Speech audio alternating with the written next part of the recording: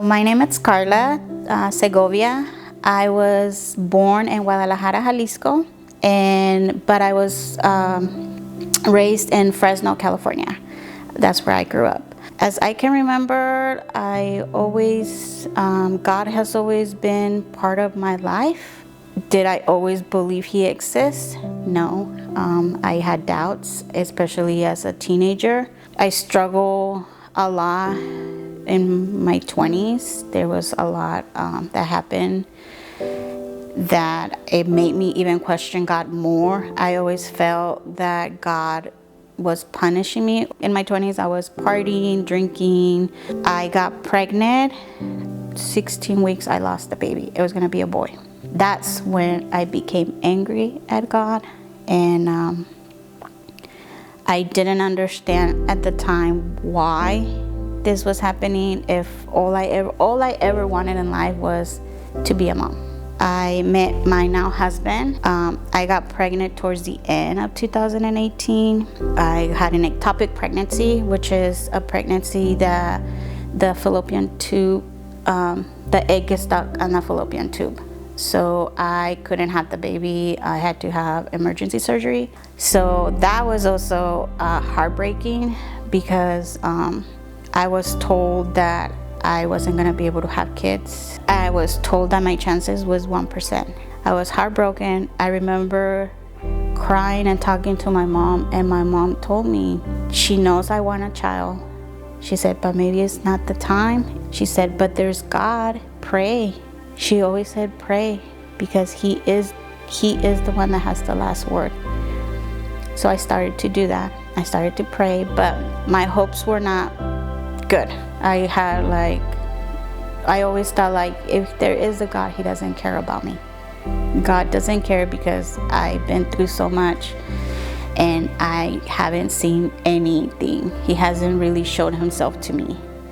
So by, I guess, the graces of God, I got pregnant again, which even the doctor was surprised. She couldn't believe that I was pregnant.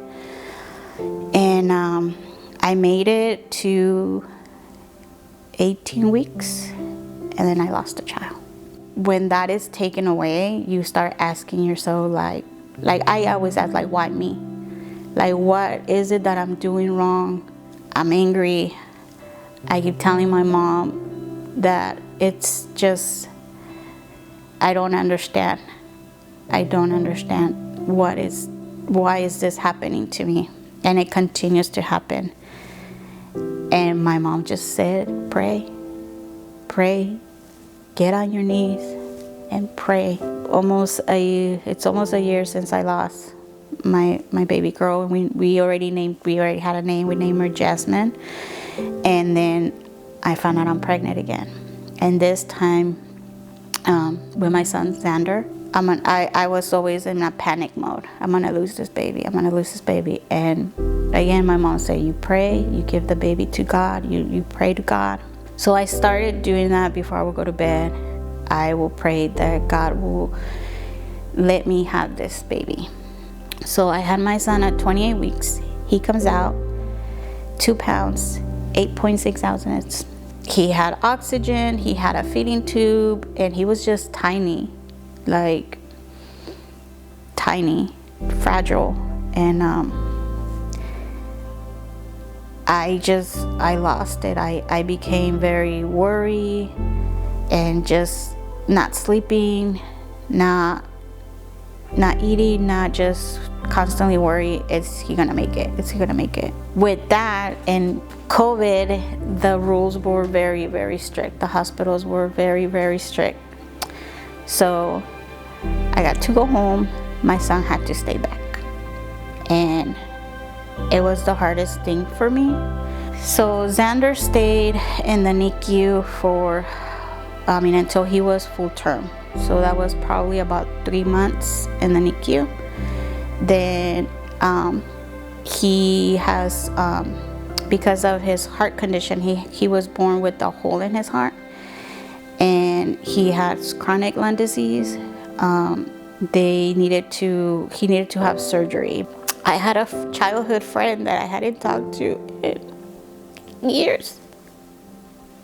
called and said, I'm praying for your son. So it's true what they said. In your darkest moments, your true friends will come.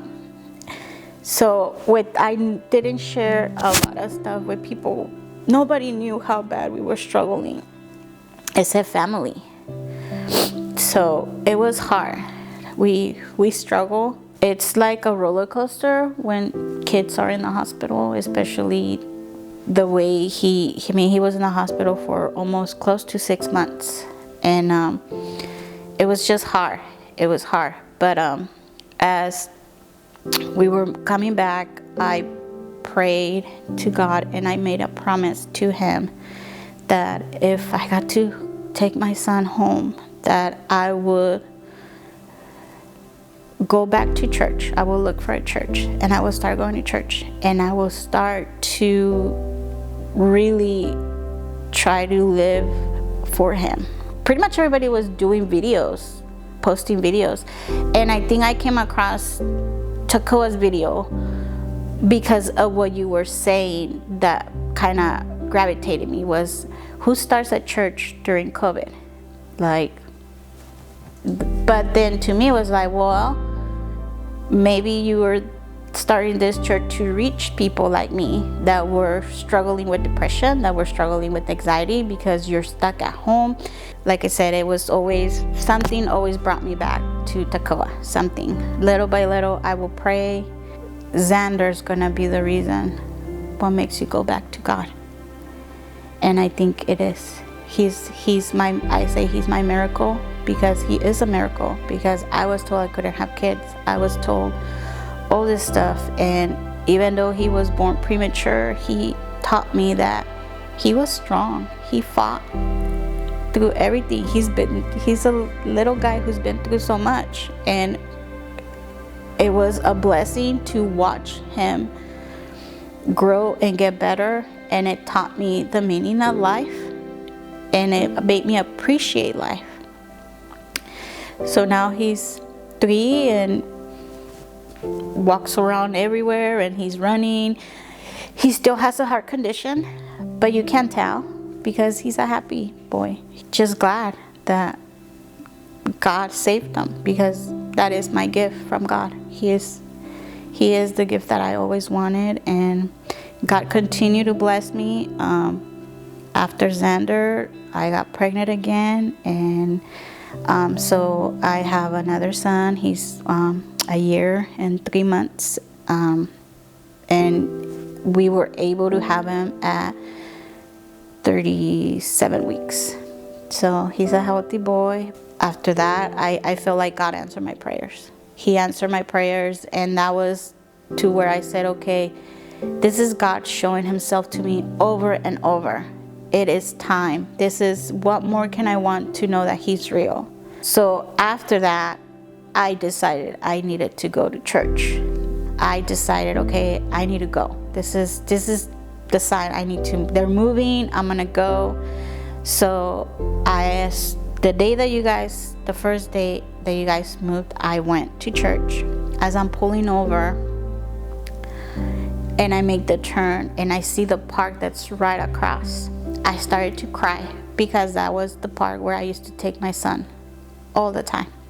So I knew that was a sign that, yes, this is where I belong. This is where I need to be. And that's where I've been ever since. And I'm grateful and thankful, because I feel like you guys starting the church, when you guys started, I don't know if you guys understand how much you guys helped me mentally helped me a lot. Till this day, I'm grateful. And when I decided to get baptized, I think it was time. I think it was like, I'm ready, and I've been blessed so much, and God continues to bless me, and I'm grateful that I did this, that I was finally able to say, okay, I'm ready to walk with God.